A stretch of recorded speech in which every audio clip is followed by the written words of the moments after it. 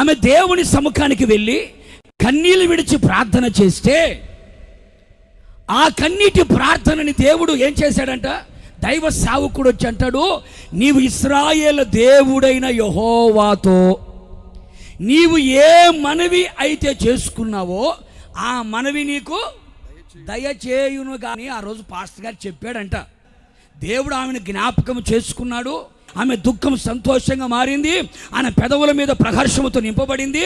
ఆమె అంగలార్పు నాట్యంగా మార్చబడింది. నాకు కూడా విశ్వాసం వచ్చింది, నాకు కూడా నమ్మకం వచ్చింది. నేను కూడా అదే ఇశ్రాయేలు దేవుడైన యెహోవాకి నేను కూడా మొరపెట్టుకుంటా, నేను కూడా ప్రార్థన చేస్తా. ఆమె ప్రార్థన వింటాడా? నా ప్రార్థన వింటాడు కదా. ఆయన నిన్న నేడు నిరంతరం ఏకరీతిగా ఉన్నవాడు కదా.